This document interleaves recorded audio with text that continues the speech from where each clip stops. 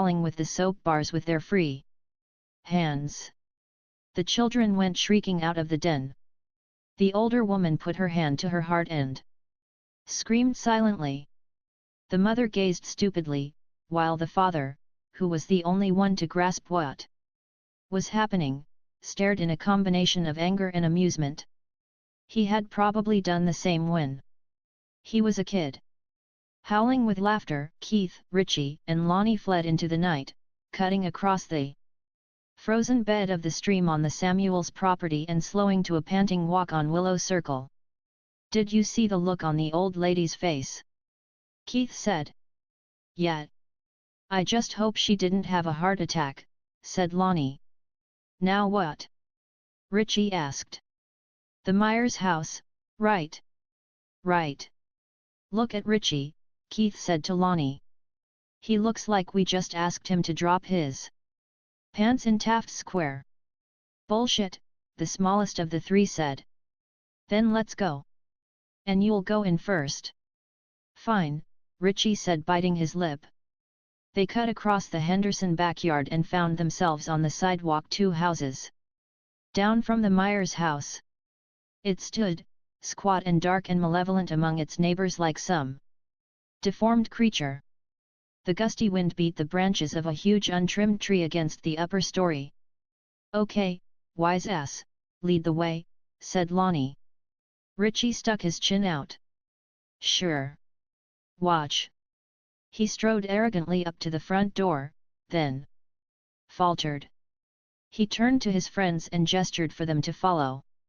Lonnie and Keith stepped forward a few paces, bracing to run.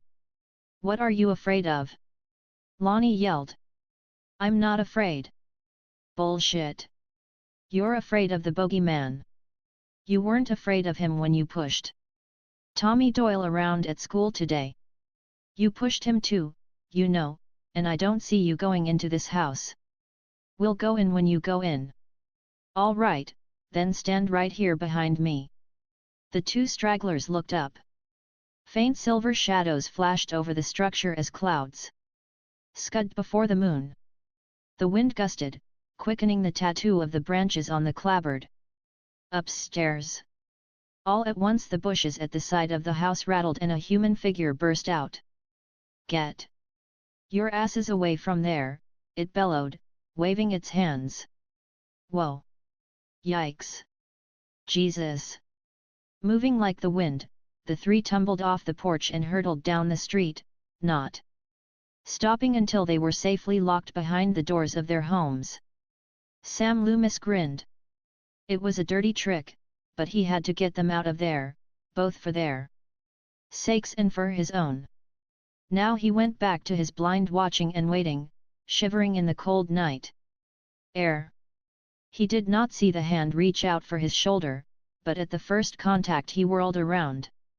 In a fluid motion, the big gun materializing in his fist like a conjurer's hair. "Hey, it's me, don't shoot!" Sheriff Brackett cried. "Good God, Brackett, don't sneak up on me that way." "Sorry, Loomis. It's second nature to me." "Put that bazooka away." "Yes, of course. I'm rather jumpy, as you can see." "But you're all right." "Sure. Has anything happened?" Brackett shook his head. "Nothing going on. Just the usual, kids playing pranks, trick or treating, parking and necking, getting high." "I have a feeling you're way off on this one." "You have the wrong feeling," Loomis said firmly. "You're not coming up with much to prove me wrong. Aside from one half-eaten dog. Exactly what more do you need?" "I don't know, but it's going to take a lot more than some sophisticated psychological interpretation to keep me up all night creeping around these bushes." Loomis looked at him with a directness that made Brackett extremely uncomfortable. "I watched him for 15 years, sitting in a room, staring through the walls, if you can understand that.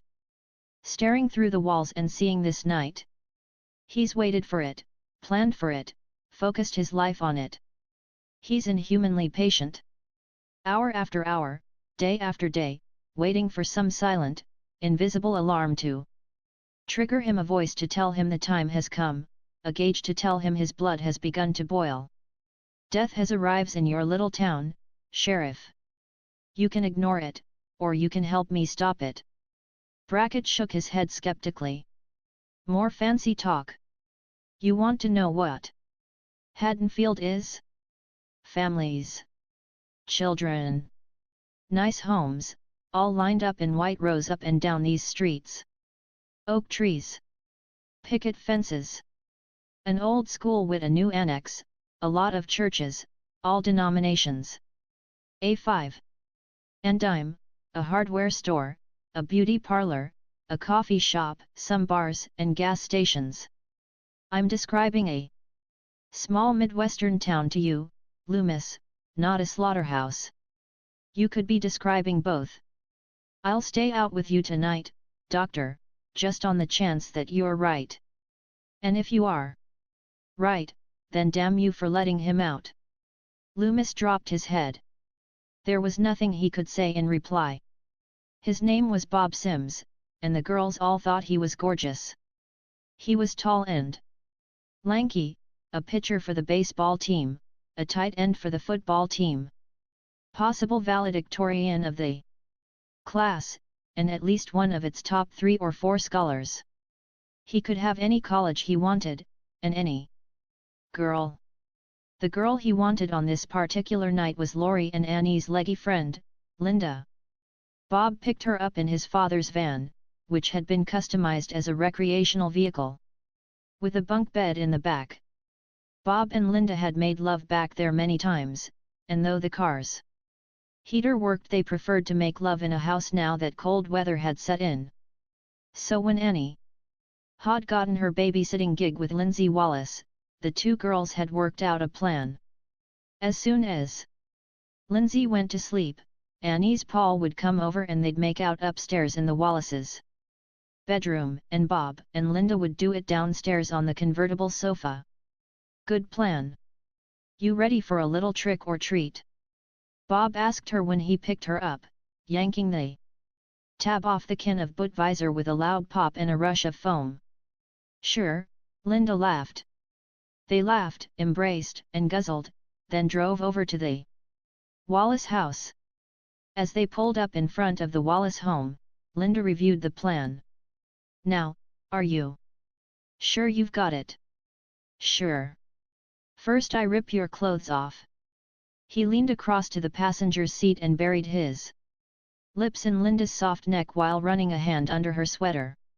She laughed and spilled beer over his head. You idiot! Then you rip my clothes off. Then we rip Lindsay's clothes off. I think I've got it. You've got something, she said, sliding her hand up his muscular thigh. Now I've got something. Geez, Linda, Bob gasped with a rush of desire. Let's pray for a sleeping Lindsay. Yes, but in case our prayers aren't answered, maybe we can drop some Valium in her chocolate milk. You're terrible. Totally, Linda said, pushing open the door. Bob opened the door, got out, and helped Linda step down on the other side. They walked up the path to the big old house, and when they reached the front door, Bob scooped Linda effortlessly into his arms and carried her the rest of the way. Bob, put me down. Put me down. This is totally silly. Linda protested, though her feeble kicks belied her protests. She reached out and turned the knob of the front door. The door swung open and the couple paused on the threshold. Annie. The house was dark and still.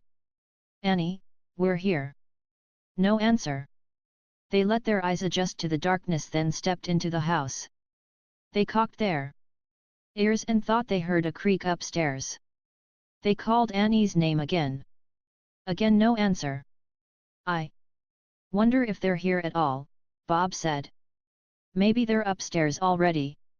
Lindsay's asleep and Annie and Paul are up there already. Linda speculated. Bob turned on a light. I don't know.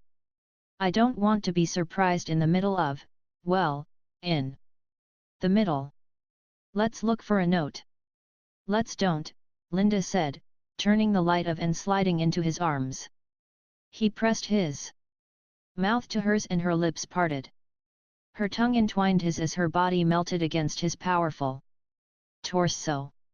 He slid his hands over her back and clasped her buttocks, practically lifting her off the floor. Now, she murmured, shall we continue plan A? I guess, he said, leading her to the couch. I just wish I could be sure about Annie and Paul. He went to the foot of the stairs and observed a light on under the door of the master bedroom. A faint creak came from there. He stood indecisively looking up. Linda came up behind him and put her arms around him. Bob, the only thing you have to worry about is getting up for the occasion. It's never been a problem before, and it shouldn't be now. He took her by the hand, and they lay down on the couch. Linda's body arched up at once as if the seat of the couch was molten metal. She urged her breasts and pelvis at her lover, and he took them avidly, pushing her sweater up to her neck and covering her breasts and belly with kisses. Her nipples contracted into hard nuggets under the flicking of his warm tongue, and his hand caressed her belly lovingly, his fingers gliding beneath the tops of her jeans and under the silky smoothness of her bikini panties. His fingers undid the top snap of the jeans and artfully slid the zipper down, his hand coming to rest on the silky crotch of her pants. She moaned and strained her body upward to receive his caresses.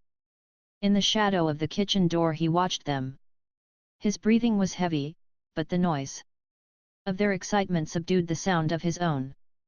After that incredible moment of thrill as he plunged the blade into the dark-haired girl's abdomen and slit her stomach open to the ribs, he had come down to a state of euphoric calm. For a while he had thought that the lust was permanently discharged and the voice quieted. That was how it had been then, with Judy. But then he had been 6 years old, now it was different. The sight of the couple on the couch had brought new stirring in his body, and the voice was whispering to him once more. He knew this night was not over.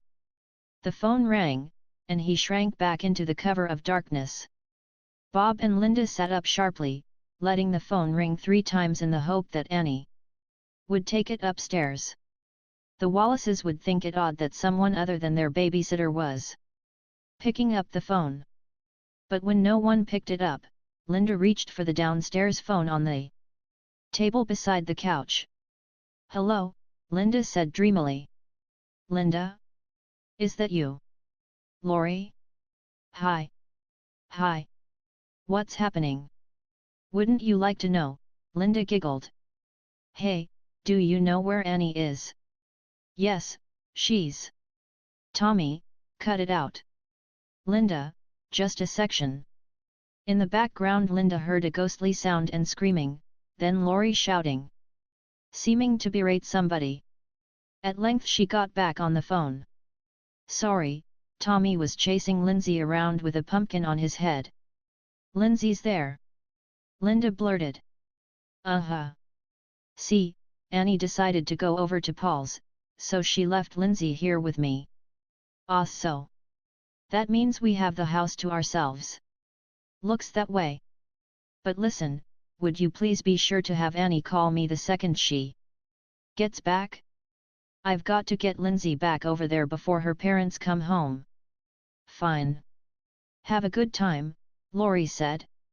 "We're planning to." Linda hung up and grabbed Bob by the hand. "Well, old boy, it looks as if we've got the house all to ourselves, including the bed.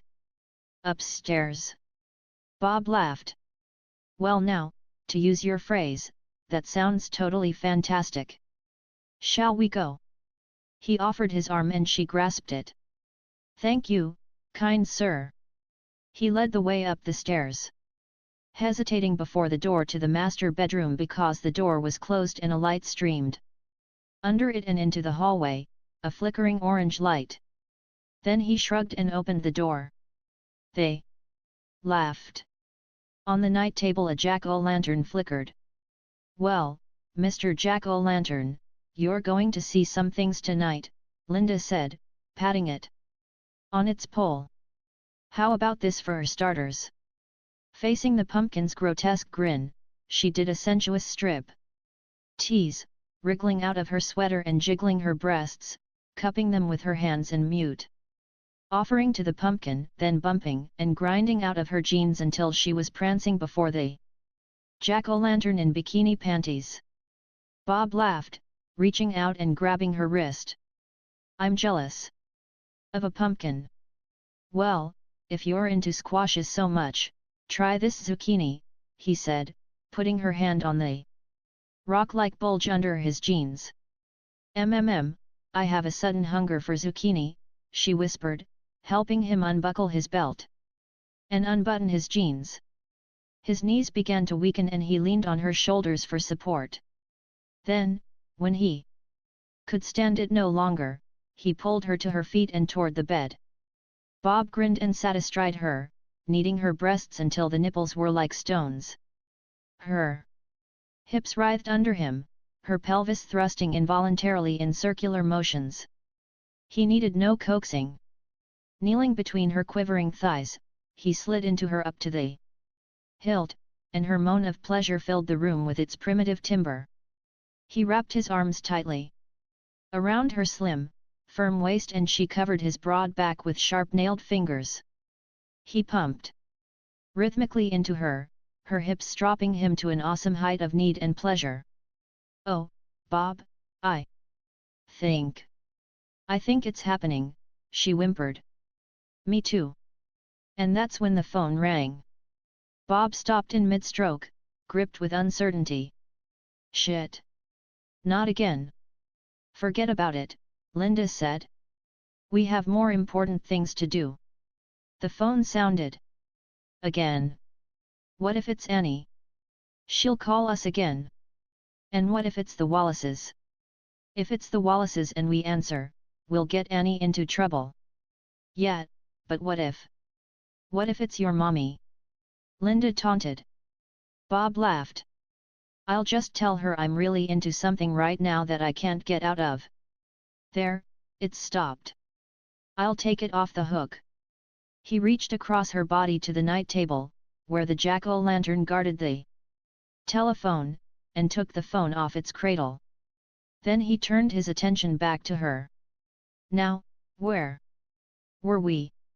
Old Mr. Zucchini's getting soft enough to mash, she said, stroking him with artful grinds of the pelvis. There, that's better. Oh, yes, that's better. That's much better. He stood in the hall watching them resume their coupling, and the desire returned. His fingers caressed the handle of his knife in rhythm to the powerful strokes of the man's buttocks against the widespread girl's body. The voice spoke loudly to him, urging him to act, but he held himself back, anxious to see the climax of their performance. He was soon rewarded. Oh Bob, I think it's going to happen now, now. Yes, yes, yes. Bob cried, nailing her to the bed with his lanky, powerful body. Their voices mingled moans and pants and endearments as they thrashed at the last lust out of one another's flesh. Then they lay still for a minute or two, the boy's back a tempting target for the blade of the man who stood outside their door, breathing deeply but silently. No, not yet. At length Bob rolled off Linda and groped around the floor for his shirt. He found it and produced a pack of cigarettes and lit two, giving her one. They lay on their backs, blowing thin streams of smoke into the air. Fantastic, Linda sighed. Totally fantastic. Yet. Want a beer? Yet. Is that all you have to say? Yet. Go get me a beer. I thought you were gonna get one for me, Bob said. Yet. Oh well. Reluctantly, Bob climbed out of bed and stepped into his jeans. Then he groped around the floor for his glasses and found them at last, donning them. Linda looked at him. Do you really need those? I only wear them when I'm looking for beer, he replied with a grin. I'll be right back. He leaned over the bed and kissed her. Don't get dressed. Silently, the visitor withdrew from his observation place outside the door and drifted soundlessly down the stairs, taking his place in the large utility closet in the kitchen. He waited and listened, knife poised. In due time, through the slightly open door, he saw the boy come into the kitchen. He had on jeans but no shirt or shoes and socks, and he wore horn-rimmed glasses. The boy's body was sleek, hairless, and muscular. Bob went directly to the refrigerator in the dark and opened the door, sending a stream of light across the kitchen floor. He took 2 beers out, closed the door, and opened a cupboard. Peanuts. Peanuts, peanuts, ah, here they are. And potato chips are, here. He gathered the food in his arms and turned to leave, but didn't see the legs of a stool half under a counter, and he tripped, dropping everything. Muttering, he stooped and picked it up. Then he heard the creak of a door behind him. Arms loaded, he freed a hand and opened the kitchen door. Annie? Paul, he called. No. Jokes, hey? I'm in the midst of something very important. No answer. He closed the door and locked it. Then he heard the creak again and realized it was coming from the utility closet. He put the beer and food down on the counter and stealthily approached the door. Then he flung it open. Okay, Linda. Come on out. Come on, I know it's. The thing lunged out like a leaping tiger, its left hand gripping Bob's neck in a death clutch. Bob fell back, grabbing at his throat, then swung at the head of his tormentor. The man took the blow. Full on the face, but it didn't faze him. He slammed Bob up against the wooden pantry door and lifted him clear off the tile floor by the throat. Gurgling noises came from his windpipe as he clawed at the rubber mask on his assailant's face. If Bob was going to escape, he'd have to make his best shot now. Because the oxygen supply was rapidly dwindling and he knew he had but a few seconds. He cupped his hands over his head and brought them down with full force on the man's head. It shook him but failed to weaken his grip on Bob's throat. Out of the corner of his eye Bob saw the blade in the man's free hand, and he brought his knees up in a helpless gesture of self-protection. He actually heard the whap of the knife as the killer drove it into his gut with stupendous force. Then the blackness came over him. Linda dragged impatiently on her cigarette, then ground it out in the ashtray on the night table, just under the grimacing mouth of the jack-o'-lantern. "Well, Jack, where is he? I sent him down 10 minutes ago for one lousy beer. Is he manufacturing it or what? If he were half the man he looks like, he'd have made the round trip in record time and would be back in bed by now. Isn't that right, Jack?" The pumpkin's flame answered her with mute flickering. Linda tapped another cigarette out of the pack and hung it on her lower lip. Then she grinned with inspiration. "Hey, baby, light my fire," she said to the jack-o'-lantern, thrusting the cigarette through the pumpkin's nose and lighting it on its candle. "Thanks. You may look like a punk, but deep down inside, you're a real gentleman. Not like some people." She heard the steps creaking and composed herself under the covers. The steps were heavy, like an old man's or someone laboring under a big load. "Thank God," Linda sighed. "Here's my beer." The door opened and she laughed, shaking her head. He wore a sheet over his head with eyes cut out, and over the eyes he wore Bob's heavy glasses. He stood inside the door, staring at her, breathing in long sighing wheezes that blew the sheet away from his mouth with each exhalation. "Cute, Bob. Real cute. Come here, you fool." He came no closer. "I'll bet I can get your ghost," she said, sliding the sheet teasingly off her chest. Linda laughed at her own joke, but when the ghost remained planted in the doorway, she frowned and brusquely pulled the sheets back up around her throat. All right. So where's the beer?" No response. "Well, answer me." "Okay, don't answer me. Boy, are you weird." Still no response. The ghost stood fixed to his spot like a tree. "Bob, enough's enough, you're making me nervous." No response. "Oh, shit. Okay for you." She got out of bed. Completely nude, she walked to the pile of clothes at the foot of the bed. In the soft glow of the candle she looked incredibly beautiful. She did not walk so much as glide. She knew what effect she had on men, and if this didn't do the trick, Bob must be made of brick.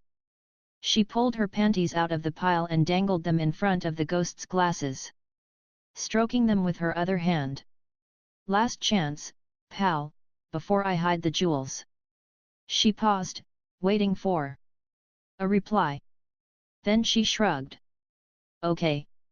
She stepped into her panties and turned away. "Well, I'm going to call Lori. I want to know where Annie and Paul are. This isn't going anywhere." She picked up the phone and pivoted, turning her back on the ghost. She dialed the Doyle's number. The ghost began to advance. Linda could see him coming out of the corner of her eye.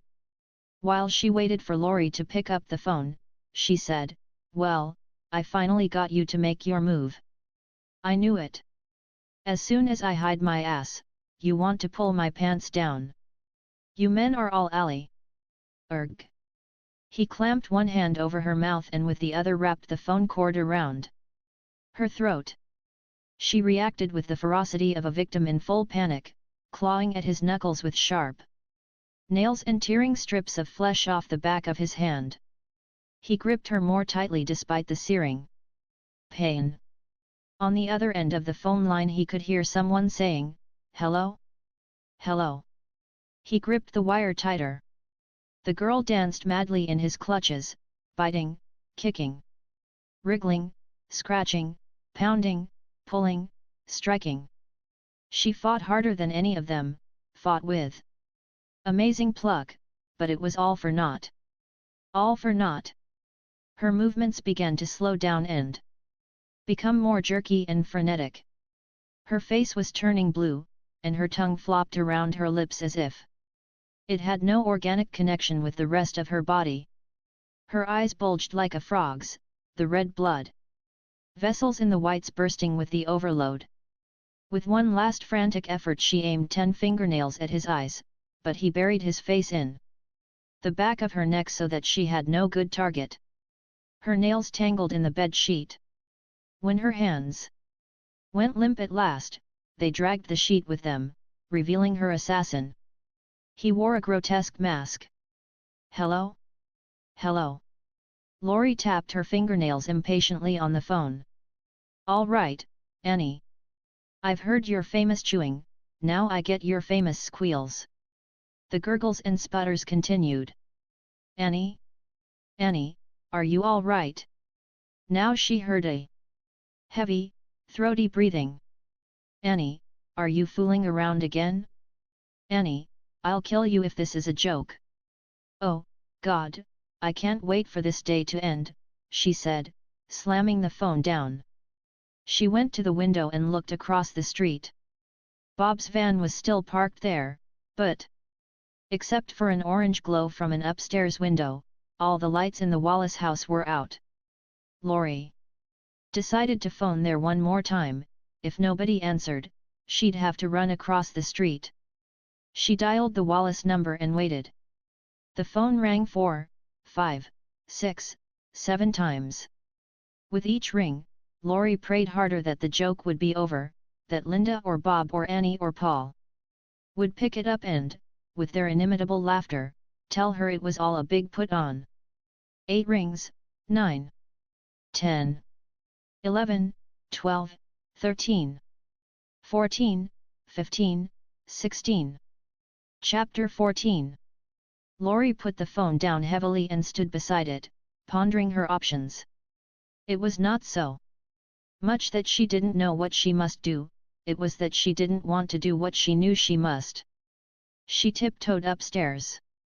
Tommy and Lindsay were sprawled on Tommy's bed like a couple of rag dolls dropped from 10 feet, hands and feet dangling over the sides, and an assortment of dolls. Game pieces, cars, trucks, fire engines, and erector set components covered the bed and floor as if all had been packed into the muzzle of a mortar and fired indiscriminately into the room. Tommy was in his pajamas, but Lindsay, who had not been expected to stay so late, was still in her clothes. Lori felt safe in leaving them. She knew from countless babysitting assignments with them that their deepest slumber was immediately after falling asleep. They would not wake up and, not finding her in the house, push the panic button. She went back downstairs and opened her purse. She had a ring with 4 or 5 keys belonging to the people she regularly sat for, and she selected the one to the Wallace house. She opened the front door of the Doyle house, stepped outside, and looking ruefully across the street, closed it behind her. She crossed the street and stood before the Wallace house, studying its hulking vastness for a sign of life. Except for the mellow flicker of a candle upstairs, there was none. She glanced in Bob's van, but nobody was in it either. Her feet felt as if they'd been fitted with leaden shoes as she walked the last few yards and mounted the steps to the veranda encircling the house. She tested the knob of the front door. There was no need for her key. The door swung open. She peered inside, listening. She heard a floorboard groan, but perhaps not. She stepped inside and stood in the arched entrance to the living room. Annie? Bob? Linda? The total silence that greeted her sent a shudder down her spine. She reached for the wall switch and flipped it. The room remained dark. Cursing, she retreated to the entry hall and tried the switch to the big chandelier there. No response. You guys have really been blowing some fuses, she said with a nervous laugh. She stayed in the hall a moment, letting her eyes adjust to the darkness. Then she ventured into the living room. It was devoid of life, but an examination of the rumpled pillows on the couch indicated that some heavy petting had gone on. They were probably upstairs. All of them? She wondered. Oh Lord, just what I need walking in on an orgy, she said aloud. She jumped when she heard something heavy, like furniture, being moved upstairs. Followed by a crash. She rushed to the foot of the stairs and stared up. The bedroom door was closed. But an eerie orange light radiated from under it. She managed a smile, shaking her head. All right, meatheads. The joke is over. She took one tentative step up the stairs and paused to listen. Come on, Annie, enough. A new sound greeted her, the sound of something being dragged across the floor. The sound stopped abruptly, followed by a closet door shutting in the upstairs bedroom. Laurie took 3 more steps. This has definitely stopped being funny, guys. Now cut it out. Now a scrapping sound. Her heart began to thunder and she thought of fleeing, but she knew what kind of laughingstock she'd be at school if she did, when Annie and Paul and Linda and Bob told everybody how they'd scared Laurie strode out of her shoes on Halloween. You'll be sorry, she shouted as she made her way up the stairs with determination. Sam Loomis was cold, and getting colder. Had he known he'd be staked out in a hedge in the middle of a cold October night, he'd have dressed for the occasion. But he had worn his trench coat over a summer business suit, and he was cold. Aside from the 3 kids he'd chased off, there'd been no activity at the Myers house, and as the evening wore into night, Loomis began to wonder why he had expected that there would be. Yes. The fellow had returned to the scene of the crime in the best tradition of criminals, but that was much earlier. To what end would he hang around the house? Wouldn't he seek elsewhere for victims? Because he was cold, and because he'd begun to realize he was barking up the wrong tree. Loomis started to pace.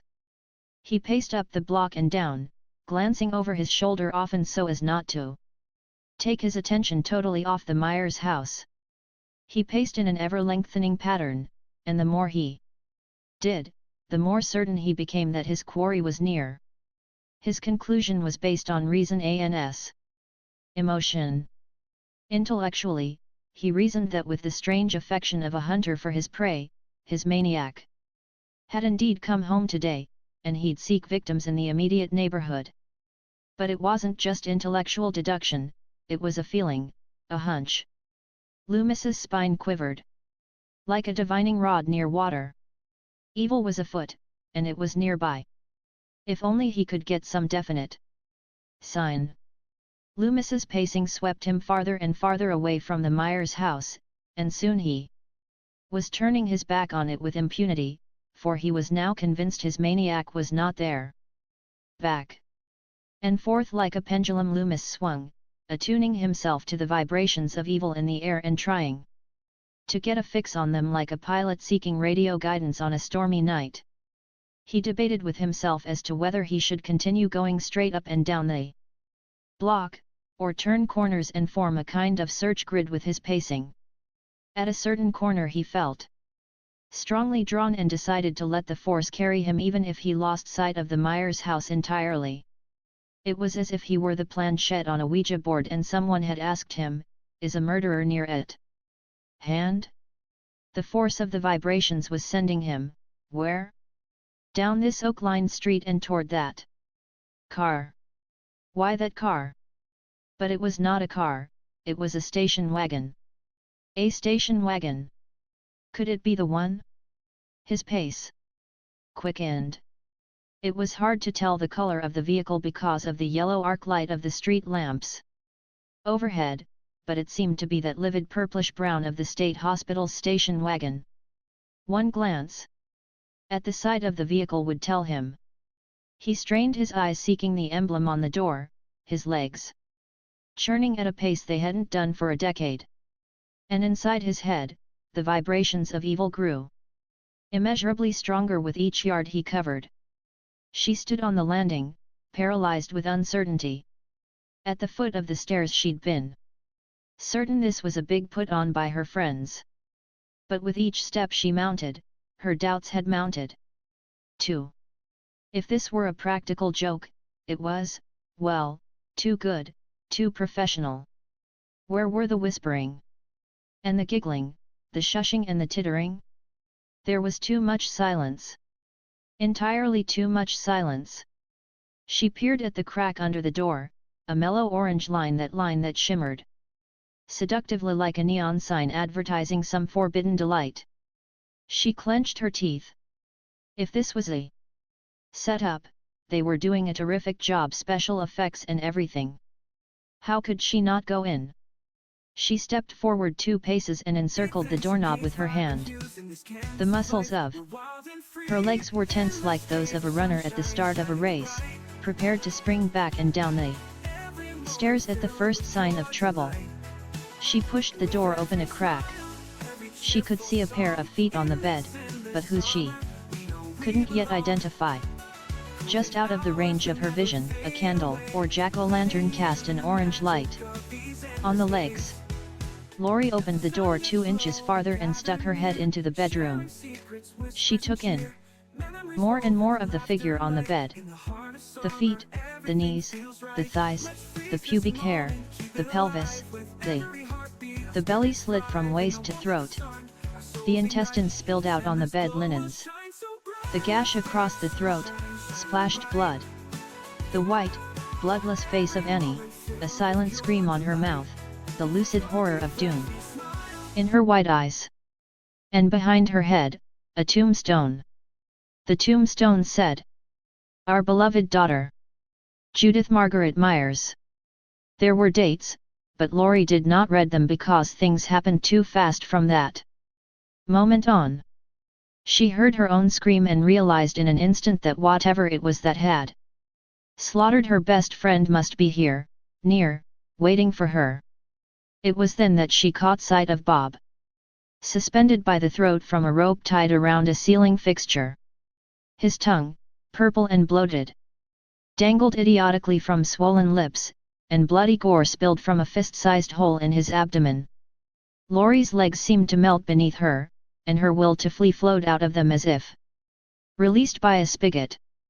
The time it took her to turn seemed like a week, but as she did pivot, a closet on her right opened, revealing Linda, propped up in a chair, nude from the neck down, unlike Annie and Bob. Her body was unmarred, but her neck and face were livid with broken blood vessels, as if some stupendous force had squeezed all her blood up into her head until the pressure had burst every capillary in her skin.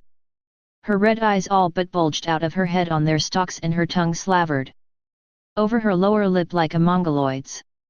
If Laurie was screaming now, the pounding fear in her brain made it impossible for her to hear it. For someone whose experience of horror had been limited up to that moment to the sight of small animals run over on the highway, the load on her circuits was tantamount to sending 1,000,000 volts through a wire designed to carry 100. What prevented her from passing out at that instant? She did not know, but a voice inside her brain demanded that she take measures to survive, and she concentrated on it despite every instinct to submit to blind panic. At the same moment that she came to this conclusion, she saw a shadow, dark and dreadful, looming up in the flicker of the jack-o'-lantern. She knew it was the man who'd been dogging her steps that day, and she knew that he expected her to drop backwards so that he could catch her off balance. So she did something illogical, and it saved her life. She ducked. She dropped to her haunches as he lunged for her. His hand swiped at her neck as he tripped over her shoulder, grabbing and tearing the arm of her blouse, but he got no more of her than that. But now she had a bigger problem, for he'd sprawled on the landing, blocking her way down the stairs. He grunted and rose to his feet slowly, almost casually. He had her cornered, and it was just a matter of closing the gap. He reached into his belt and drew out a huge knife clotted with blood. Lori backed away, wondering if she could lure her attacker away from the stairs, but as he advanced on her, he kept his body between her and the landing. Like a computer, her brain assessed the possibilities. She could retreat into the bedroom and try to bar the door. Too chancy. She could flee into another room. That was no safer. Or she could dive over the stairway railing and take her chances with the drop. That's what it had to be. She glanced over the rail and estimated it to be 8 or 10 feet to the first floor. She braced for the leap just as he was bracing for his. She sprang, placing her hand on the rail as if it were a gymnastic horse, and boosted her legs over it. For a second she clutched the railing. His grip was tremendously strong, but he was in an awkward position. Trying desperately to hold her with his left hand, he swiped at her with the knife in his right, but it grazed her arm and he released her.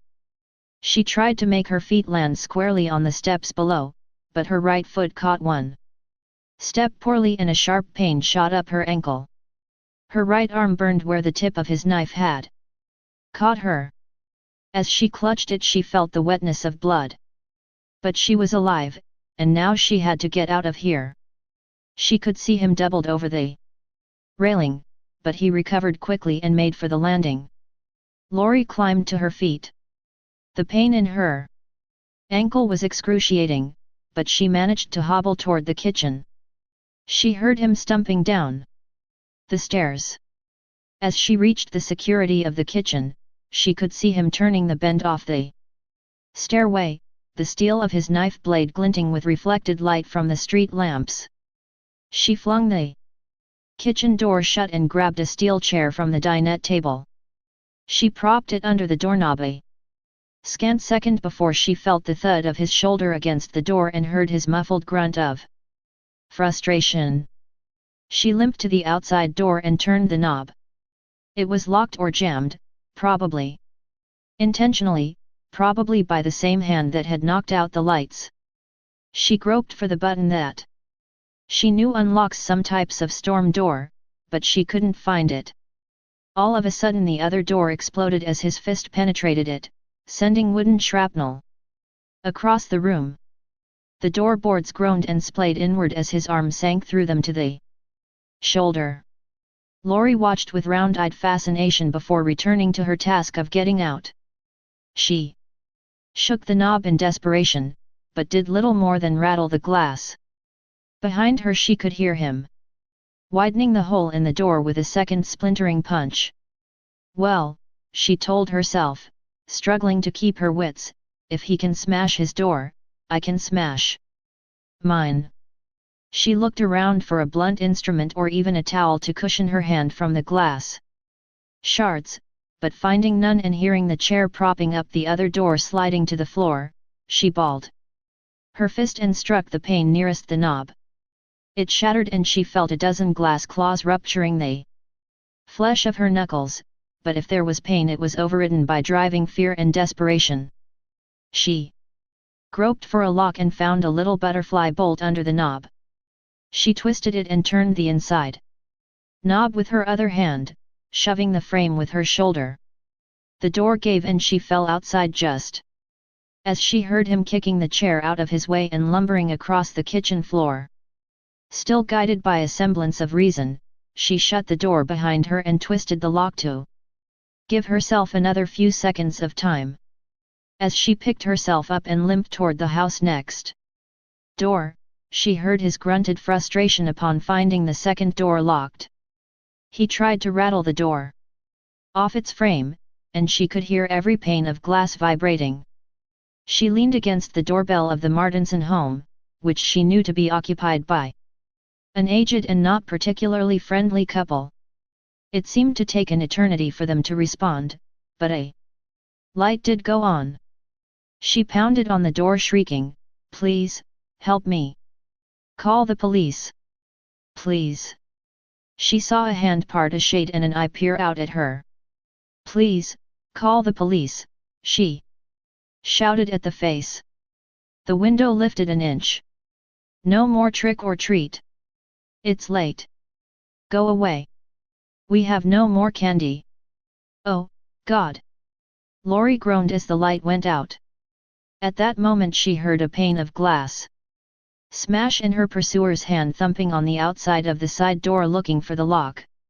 Dragging her bad ankle, she made her way across the street. She looked over her shoulder and saw the side door burst open and the black shape stagger out into the driveway. He looked around, then spotted her. She was almost at the Doyle's front door. The key. Where was the key? She had clutched a ring of keys in her hand when she entered the Wallace home. Her jeans had been too tight to stuff a keyring into her pocket, so she had carried them into the house. And somewhere in the melee she had dropped them. He was coming after her in steady, unheard steps, knife bared as if daring the world to stop him. Anyone looking out at the scene would see a Halloween mime presented by a couple of clever youngsters. Why, those shrieks of hers were so blood-curdling, they might be the real thing. And look how cunningly he'd painted that knife blade to look like blood. Lori pounded the door with the flat palm of her hand. "Tommy! Tommy, open the door! I'm locked out!" She thumped with her closed fist. "Tommy, wake up, it's me, Lori." She looked around her and found a geranium planter beside the doormat. She picked it up, stepped back, and threw it at the bedroom window where Tommy and Lindsay were sleeping. "Please, God! Smash! Tommy, wake up, it's me, Lori." She stood helplessly waiting for that welcome face to appear in the window. She continued shouting. The shape was halfway across the street now, the features of his face resolving under the street light. Either it was a rubber mask or a real face too hideous to imagine. "Tommy!" A sleepy face peered out of the broken glass. "Lori! Tommy, hurry down here and open the door. Hurry!" The face disappeared and Lori prayed the kid didn't think he was dreaming and go back to bed. The murderer was on the lawn now and loping toward her, knife poised. Lori's mind flashed on the sight of Annie with her belly ripped open and her guts hanging out on the bed. "Tommy, hurry!" The blessed sound of a bolt being thrown open. She twisted the doorknob and shoved her way inside, knocking Tommy down. She slammed the door and twisted the lock and drove home a second bolt as Tommy picked himself up and rubbed his eyes. "Tommy, I want you to go back upstairs." "What is it, Lori?" "Be quiet. Get Lindsay and get back into the bedroom and lock the door." "I'm scared." "Do what I say. Now." He backed away toward the stairs. "Lori." "What?" "It's the bogeyman, isn't it? Hurry." Tommy burst into hysterical sobs as he scampered up the stairs. The bedroom door slammed and clicked as Tommy locked it. She could hear Tommy and Lindsay making each other crazy with fear, but there was no time to spare to calm them down. She dashed for the phone and picked it up, waiting for a dial tone, finger poised over the dial. No dial tone. The phone was dead. She slammed it down and stood paralyzed, trying to determine her next move. A breeze rippled through the air, rustling through her hair. It was coming from the kitchen. She took one step toward the kitchen, then stopped and backed away. If the door was already open, it was too late. He was already in the house. Now it overwhelmed her. The reality of evil, the horror of reality, penetrated to a brain that, since birth, had been programmed to perceive horror and evil as something that could be contained within the perimeter of a 19-inch television tube. The shock was so violent she thought she would go mad. She buried her face and let out a mournful wail followed by choking sobs. "Please, please. Stop," she whimpered, sinking to her knees before the living room couch. "Please." She became aware of another sound in the room. Someone was breathing heavily and advancing on her. "Please." Sam Loomis ran up the street, head tilted like a bloodhound trying to pick up a scent. Except this wasn't a smell he was seeking but a feeling, a vibration. "You're getting hot, no, you're getting cold, no, you're getting hot again, hotter, no, colder," a voice seemed to say to him. His eyes searched house after house hoping to detect something out of kilter, but he was greeted with the disappointing sight of prim house after prim house nestled beneath sheltering trees on pleasantly manicured lawns. If only this were 19th century Transylvania, he said blackly to himself, I'd know where to search, but this is the last quarter of the 20th century in a lovely suburban town in the Midwest in modern America. Surely any manifestation of evil would shine like a beacon. "God damn your soul, show yourself," he cried at the night sky. A pair of headlights pinned him as a police car swerved onto the street. The car pulled to an abrupt halt next to him. "Where the hell were you?" Brackett shouted from his window. Loomis could see his face flushed with rage. "I went back to the Myers house." Loomis impatiently waved him quiet. "I found the hospital station wagon. He's here." "Where's the car?" "3 blocks down." "Look, you go up this street and back down the next one." "I'll go this way and crisscross you." "Honk your horn if you see anything." "Fire your gun if it's serious." "I'll fire mine.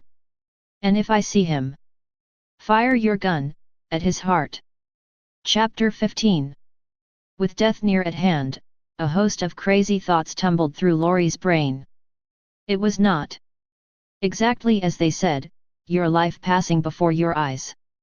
It was more like random snapshots of herself, pulled from an unsorted collection, a trip to Michigan with her father, when their canoe was blown ashore by a violent sudden squall, a 2-layer cake baked with her mother, and the discovery they'd made only enough icing for 1 layer, a baby raccoon she'd kept for a pet until it tore up the den in a fit of rage.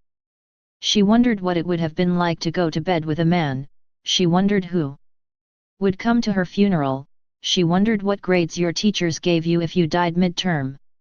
She wondered what they'd dress her in for the funeral, and whether her face would be mutilated when they opened the coffin. She wondered what would have happened if she'd kept her date with Ben Tramer. She wondered what it was like to die, and to be dead. She sat at the foot of the couch almost serenely, like a condemned person awaiting execution. Beside her lay Mrs. Doyle's knitting kit. The needles. The needles. Her blood-stained hand enclosed one of the long needles at the precise moment his forearm encircled her neck. His arm might have been carved out of mahogany, it was solid and muscular, and for the instant before she acted it clamped off her windpipe as effectively as a steel vise. She smelled the vile reek of blood on his arm and the stench of his breath. She knew that if she hesitated even 2 seconds it would all be over, for even if he did not strangle her to death, the blade in his other hand might even now be describing the arc that would terminate her belly. Measuring her next move carefully, knowing it might be her last if she were wrong, she thrust the 8-inch needle over her shoulder in the vicinity of his face. She felt it sink deeply into flesh. She heard a grunt, and his forearm relaxed long enough for her to slide out from under it, She ran for the stairs, looking behind her for just a heartbeat. He was staggering back from the couch, clawing at a needle buried in his neck. She ascended the staircase 3 steps at a time despite the agonizing pain in her swollen ankle. She pounded on the locked bedroom door. "It's me, Tommy, Lindsay. It's me. Open the door, hurry." Tommy opened the door and peeked out. She rushed into the room, knocking the kid on his behind for the second time. She kicked the door shut and locked it. The children's faces were stained with tears, and their eyes rolled involuntarily. They were perilously close to passing out from shock. She embraced them, shushing. "It's all right, kids. Shhh, it's all." She cocked her head. She could hear movement downstairs. Furniture being shoved around. Heavy footsteps staggering toward the stairs. "Now," she said, fighting desperately to contain the fear savaging her chest, "I want you to change your clothes, Tommy. We're going to take a walk outside." "It was the bogeyman, wasn't it?" the boy said, his little body trembling like a trapped animal's. "No," said Laurie, listening. There was a heavy thud at the foot of the stairs, then silence. She brightened. If that noise was what she hoped it was, the threat was over. "No, it wasn't. I'm so scared," whimpered Lindsay. "There's nothing to be scared of now," she reassured the little girl. Again she listened. It was quiet. "Are you sure?" Tommy pleaded. "Yes." "How do you know?" "Because I killed him." "But you can't kill the bogeyman." "I can, and I did. He's lying at the foot of the—" Her sentence was shattered along with her peace of mind by a tremendous blow on the door. It held, but the panel closest to the knob arched inward, showering the floor with paint chips. The next blow would shatter it. Though the fight had all but drained out of her, Laurie moved instinctively to save the children, hauling them into the bathroom. They bawled like cattle in a slaughterhouse as she closed the door on them, shouting, "Lock it! Lock the door!" She waited 10 lifetimes for the click, and wondered what good it did to lock doors when this beast was able to shatter them like rice paper screens. Already, his fist had broken through the weakened panel and was groping for the lock. She would have liked to strike that vulnerable hand with a heavy weapon, but she couldn't leave her post until the kids locked their door. "Tommy!" The bolt clicked on the bathroom door just as the bolt on the bedroom door gave. Laurie backed away, looking around the room for a weapon or some place to hide, but nothing better than a louvered walk-in clothes closet presented itself. She dashed for it, parting the double doors and slamming them closed behind her. She noticed a tie rack just inside the door, and she now grabbed a tie and wrapped it around the little porcelain doorknobs so as to hold the double doors closed. What good this would do, she didn't know, and she laughed grimly to think that anyone who could punch through half-inch plywood would be fazed by a door of thin pine slats held closed by a necktie. But perhaps it would buy her 3 seconds to think, to prepare, to defend herself. Or maybe it would merely buy her 3 more to live. She heard the bedroom door burst open and his stumping footsteps enter the room. He growled as he breathed, and again the reek of her friend's blood freshly spilled on his hands permeated the room. She moved farther back into the closet and sent some empty hangers jingling to the floor. "Nice going, Laurie," she said to herself. "Why didn't you just shout, 'I'm in here, Mr. Murderer'?" He shuffled toward the closet and rattled it with tornado-like force. Laurie retreated to a corner of the closet and slumped to the floor. "So this is where you die," she declared inwardly. A second later the fist came through the louvres with the ease of a hammer smashing a balsa toy. The blood-clotted hand swept the closet, fingers seeking a piece, any piece, of Laurie's body. but finding only clothes and hangers. These fell on her, and with them fell on her exhausted mind the last thing to do before succumbing to the assassin's crazed assault. She picked up a wire hanger. She began to untwist the handle, which consisted of the two ends of the heavy gauge wire, wrapped around themselves. As the killer's hands played up and down the louver slats, she at last managed to separate the two ends of the wire and unbend the hanger. She grasped it tightly halfway up and held it ready. The door hung on a splinter. The next strike would destroy it.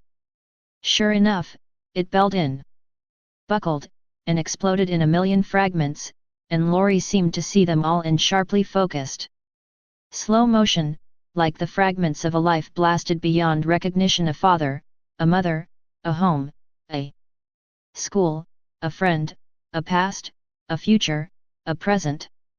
The snarling thing was inside the closet with her, lashing out at the limp clothing end, sweeping it aside or tossing it to the floor. The ferocity of it was wonderful to see, and some detached, dispassionate part of her watched the performance with admiration, as if it were a circus ring and she safely stood outside. Then she was no longer a spectator. She was now the prize at the bottom of the bin. Though dark as a coal mine, she could see that he had turned away from the far corner of the closet and now faced her, his eyes as keenly focused in the darkness as hers were. They confronted one another silently, except for the hiss of their breath. There followed a moment when Laurie fantasized that he would not make his lunge, that he would tear off his mask and laugh and say it was all a Halloween prank and the bodies across the street were just cleverly made up store dummies and you could get up now and go home and we'll see you next Halloween. Or maybe he had decided he'd had enough slaughter for one night and would turn away and deliver himself into the hands of the police. Or maybe he'd succumb at this very last instant to the wound in the neck she'd inflicted in his neck with Mrs. Doyle's needle. Sure, Laurie, sure. Still dreaming right up to the last, aren't you? Slowly, deliberately, he drew the knife out of his belt and knelt before her, gauging the precise spot where he would plunge the blade in. She wondered what part of her he would consider prime. He seemed to be studying her the way a butcher studies the carcass of a steer. She clutched the wire hanger with both hands and concentrated on the one vulnerable area she thought she could damage. She felt his hot stinking breath on her face and knew he would never be closer while she lived. With a prayer to God she thrust the hanger into the black hole in the mask where a glint of eyeball reflected what scant light there was in the room. For a second there was resistance, as if the wire had struck his cheekbone or nose or eyebrow. Then the point punched through with a squish, and he recoiled with a primitive howl that would stay in her mind forever as the most chilling sound she'd ever heard. Reflexively he swung at her with the knife, but she'd already slid out from under and was rolling out of the closet and staggering to her feet. The assailant lurched out after her, both hands covering his face.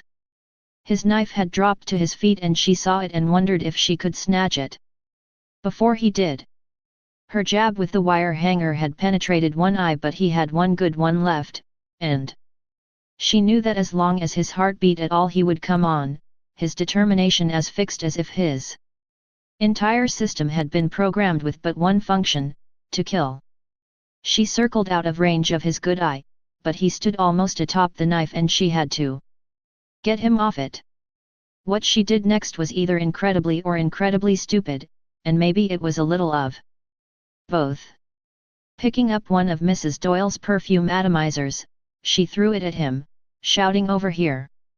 Over here, buddy!" He pivoted in the direction of her voice, and as he did she pivoted with him so as to keep to his blind side. He staggered toward the spot she'd been in, giving her the opportunity to lunge for the knife. She grasped the handle with both hands. Suddenly all the agitation drained from her, and a calm and clarity settled upon her. "Over here, pal. Here I am. Come and get me," she beckoned, almost seductively. If anyone had told her a mere 3 or 4 hours ago that she would be shoving a knife into a man's body, she'd have had that person certified and committed to the funny farm. But now that she realized that this nightmare wasn't going to end by itself, that no one was going to shake her shoulder and say, "Come on, wake up, it's time to go to school," she felt capable of anything. She had, in the course of a half hour, gone from a wide-eyed innocent to a willing, even eager participant in this deadly game. No soldier had ever gone through a quicker basic training. With one hand over his blind and bloody eye and the other swiping the air for a piece of his tormentress, he stumped toward her, bellowing in rage and pain. She crouched so that he loomed over her, filling the space above with his black presence. "Now, Lori? No, not yet, one more second, let him get close enough to stumble over you. Now, Lori? Now, please? Hurry, before it's too late." "Yes. Now. Do it now, Lori." Just as his knees were about to collide with her, she plunged the blade upward with both hands into his groin. The knife went in so easily she wasn't sure if she'd actually stabbed anything. Only his bellow of pure pain confirmed the strike. She wanted to twist and slash the blade inside his guts the way he'd done to Annie, but he dropped away from her, groaning, to a corner of the room, and she didn't want to risk administering a coup de grace in the dark. The kids, meanwhile, were crying hysterically in the bathroom, and she had to get them out. She'd heard of people actually being frightened to death, and now she knew it was entirely possible. As it was, the kids would bear the mark of this traumatic night in their souls forevermore. "And you," Lori said herself as she rushed to the bathroom door, "won't do so badly in that department. Yourself." It took her several minutes of pleading and reassuring to get them to open the door. She kept looking over her shoulder and listening. There was a stirring in the corner, but presently it ceased. "He's got to be dead," she told herself. But her mind played back the memory of the big pickerel her daddy had caught on a trip he'd taken her on to the Wisconsin woods. Having forgotten to bring his creel, he wrapped the fish in newspaper and placed it in an old shopping bag. On the way home a half-hour later, the fish, which she had thought long dead, began a violent death thrash that had startled both of them so much, her father had nearly driven into a tree. At last she coaxed the children out of the bathroom. They fell blubbering into Lori's arms. Their eyes were swollen from crying, and they trembled like puppies. "Listen to me, listen. Children," she begged them. "Catch your breath. Breathe deeply, and don't think about it anymore. It's all over.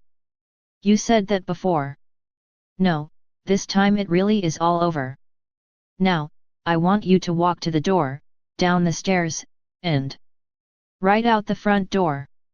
"You're coming with us," Lindsay said, a question and a command. "Listen to me. I want you to walk down the street to the Mackenzies and knock on their door. You tell them to call the police and send them over here. Do you understand?" "Lori, you come with us," Tommy pleaded. "No. Do as I say."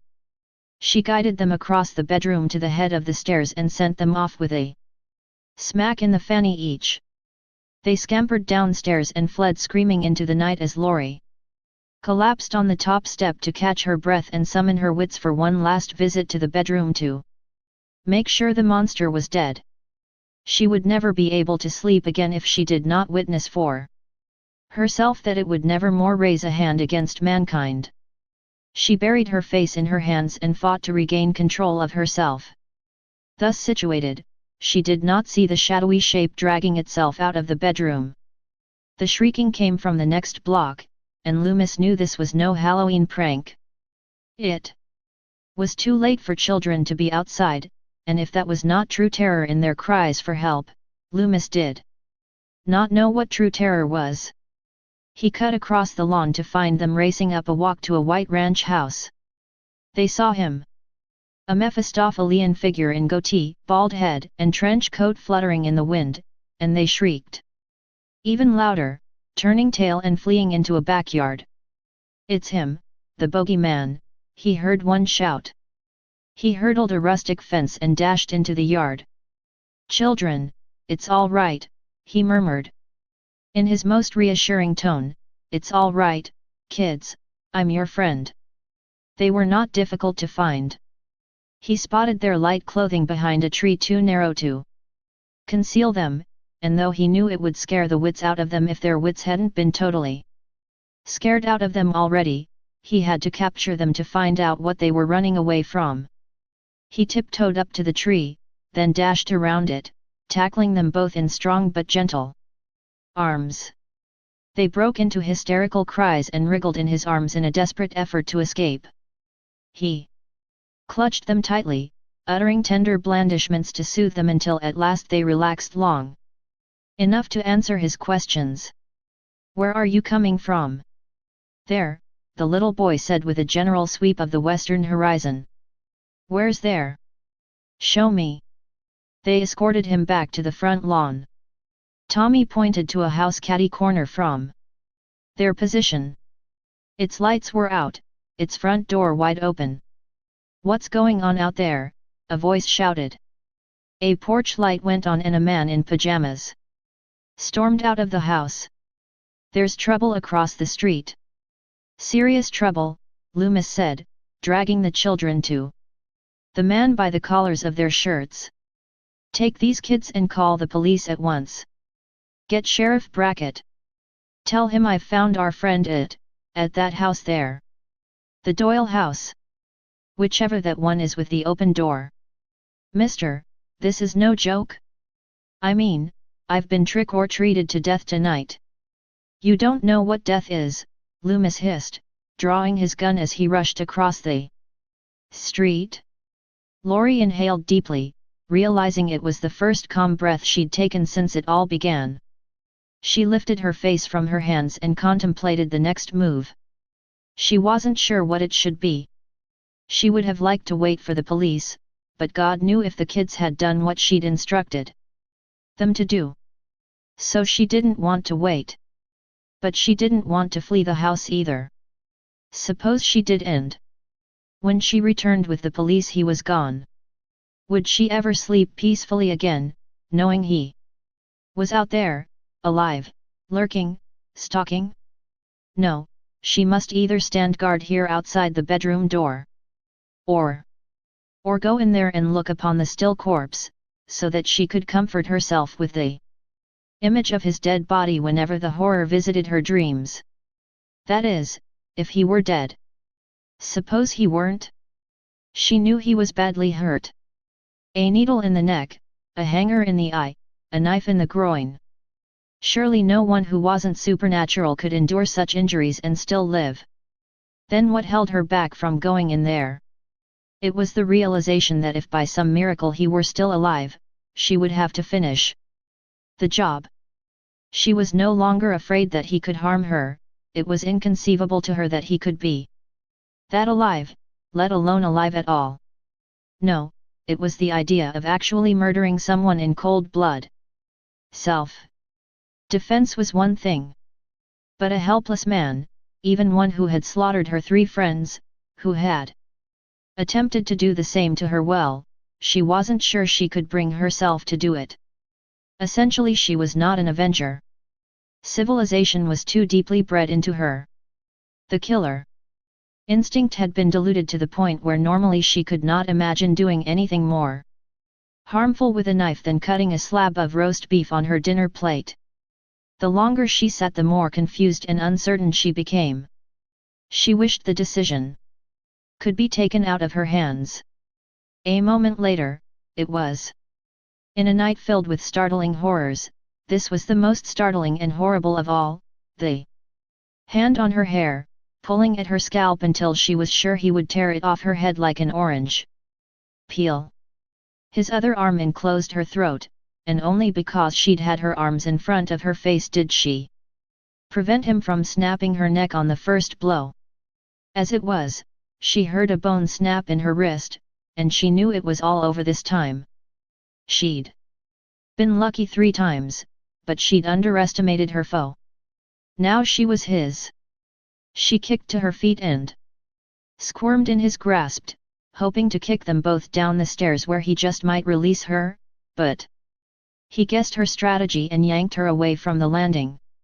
His forearm tightened around the wrists, pinned to her face, and the pain was so excruciating she knew she would pass out in another second.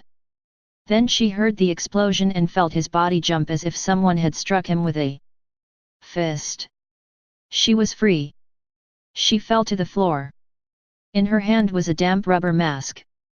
She looked for her assailant and found him leaning against a wall, a dark blotch spreading quickly over his right shoulder. Through the darkness and the flashing lights dancing in her eyes she looked at his face and saw it white with whiter, fang-like teeth. His wet black hair was matted over his forehead, and one eye bulged like a dead fish's. Where his other eye had been was a wet bloody hole. A movement on the stairs caught her attention. A bald man with a goatee was running up them, holding a huge black revolver with trembling hands. "Get out of the way," he shouted at her. She rolled away as he mounted the stairs. The dying man staggered into the bedroom, toward the French windows that opened on the Doyle's sun deck. The bald man reached the landing and stepped into the bedroom, leveling his gun at the retreating figure. The explosions were ear-splitting. Laurie was deafened by the first and felt rather than heard the subsequent ones. She saw the assailant lurch back with each gunshot as if struck with a bat. He crashed backward through the French windows and tumbled from the sun deck into the backyard. Below, the moon and street light caught the blood gloss of at least 3 bullet holes in his chest. She did not ask at first who her rescuer was. She simply fell into his arms and burst into racking sobs. His embrace was so comforting she could have fallen asleep in it. Maybe, if she did, she would wake up to find the world as it had been this morning. This morning? Was it a mere 16 or 17 hours since she had stood on her doorstep bantering with her father? It seemed as if she'd lived 3 lifetimes in that scant time. Suddenly she was in pain. The adrenaline that seemed to act as an anesthetic started to wear off. Her ankle throbbed where she'd twisted it dropping over the stairs at Lindsay's house. Her wrist ached and had begun to swell where he'd cracked the bone. Her slashed arm tingled agonizingly. Her scalp felt as if someone had taken a tomahawk to it. No, these were not the symptoms of a dream. This was the nightmare of reality. It would take her years to absorb this truth, and a lifetime to ponder it. The man released her, and she looked up at him. "Thank you. Are you a policeman?" He smiled. "No, just a friend." "A friend with a gun, thank God." "Thank God." Loomis was trembling. He hyperventilated several times to slow down his racing heart. Then he walked to the shattered windows and peered down. It lay on its back amid 1,000 shards of broken glass that twinkled in the moonlight like hoarfrost. The front of the uniform stolen from the truck driver glistened blackly with blood that seeped out of the tremendous rents in his flesh caused by Loomis's magnum. One of its eyes gazed stupidly up to the sky, where the other had been was a black hole caked with clotted blood and jellied aqueous humor. Loomis stared at the corpse a long time, watching for a sign of life. Detecting none, he turned back into the bedroom and reached into his trench coat pocket. "What are you doing?" the girl asked. "Reloading," he said, pushing the long heavy cartridges into the chamber of his gun. "Why?" Loomis shrugged. "It heightens my sense of security," he said with an irony that was lost on her. He started down the steps. "Where are you going?" "To examine the body." "I would like you to go across the street and wait for the police." "No," said Laurie. I think I'd like to come with you. Loomis looked at her quizzically. You haven't had enough for one night? I want to make sure it's all over. Suit yourself. I assure you it is. Which is why you're reloading your gun, Loomis said to himself, heading downstairs. From the way the girl clutched his arm, he knew she was thinking the same thing. Poor child. If she knew what he knew, she'd be thinking darker thoughts than that even. She'd be thinking about the dream that little Michael, angelic choirboy face turned to the ceiling as if in prayer, had told him some 15 years ago, a dream about his vengeance on a druid girl who had not returned his love, and on her lover who had mocked him, a dream about a ceremony on an accursed grave site, where his head and heart were left exposed to the elements to rot while some shaman recited an awful curse dooming him to roam the earth forever lusting for blood. She'd be thinking about Michael's great-grandfather, who had been tortured by that identical dream, a dream that had inflamed both of them to commit deeds of wanton horror. She'd be thinking about the voices that spoke both to Michael and to his great-grandfather, urging them to take revenge against someone who had lived over 1,000 years ago. She'd be thinking about a festival called Samhain, whose grotesque rituals designed to protect druid harvests against the depredations of howling demons had been transformed over a millennium or more into the harmless holiday called Halloween. Halloween. Charming children in cute costumes begging sweets, cardboard cutouts of skeletons and witches on brooms, warmly glowing jack-o'-lanterns, artless parties and entertaining games, spooky movies on TV, innocent pranks, trick or treat. Loomis exited into the cool night air and rounded the side of the house, trailed by Laurie. Cautiously, he prowled toward the backyard, the moonlight glinting on the blue barrel of his gun. One more corner to turn. Loomis stuck his head slowly around it and focused his eyes on the place where the body had landed beneath the French windows. It was gone. He rushed to the spot, suppressing a sob of frustration. A patch of flattened grass, surrounded by twinkling shard of glass. No other sign, not even blood. Above the thudding of his heart he heard the girl whimper behind him. He turned and put his hand under her arm to support her. Mutely they stared at the patch of grass. Until this moment he had hoped against hope that the entity he had pursued to this place was a thing of flesh and blood like himself, though deep in his heart he had known it would be otherwise. The evidence pointed not merely to another interpretation but, as he had said to Sheriff Brackett, to another dimension. He shuddered, wondering what little boy at this very moment was tossing in his sleep. Tortured by a dream of tragic love that had occurred far away and long ago, tormented by a voice commanding the dreamer to take revenge.